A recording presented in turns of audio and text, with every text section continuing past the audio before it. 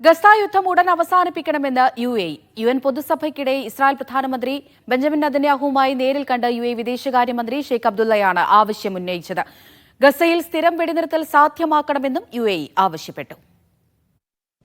UN പൊതുസഭയ്ക്കിടെ ന്യൂയോർക്കിലാണ് വിദേശകാര്യമന്ത്രി Sheikh Abdullah bin സായിദും Israel പ്രധാനമന്ത്രി ബെന്യാമിൻ നെതന്യാഹുവും കൂടിക്കാഴ്ച നടത്തിയത്. ഇസ്രായേലിന്റെ ഖത്തർ ആക്രമണത്തിന് ശേഷം ഉന്നത അറബ് നേതാവ് നെതന്യാഹുവുമായി നടത്തിയ ആദ്യ കൂടിക്കാഴ്ചയെന്നാണ് അന്താരാഷ്ട്ര വാർത്താ ഏജൻസികൾ ഇതിനെ വിശേഷിപ്പിച്ചത്.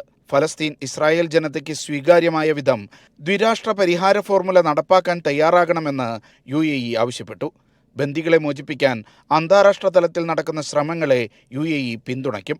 എല്ലാത്തരം തീവ്രവാദ പ്രവർത്തനങ്ങൾക്കുമെതിരെ ശക്തമായ നടപടി സ്വീകരിക്കുമെന്ന് ഷെയ്ഖ് അബ്ദുള്ള പറഞ്ഞു. ഇന്ത്യൻ വിദേശകാര്യമന്ത്രി ഡോക്ടർ എസ് ജയശങ്കർ ഉൾപ്പെടെ വിവിധ രാജ്യങ്ങളിലെ വിദേശകാര്യമന്ത്രിമാരുമായും ഷെയ്ഖ് അബ്ദുള്ള ന്യൂയോർക്കിൽ സംസാരിച്ചു. Media 1 Dubai.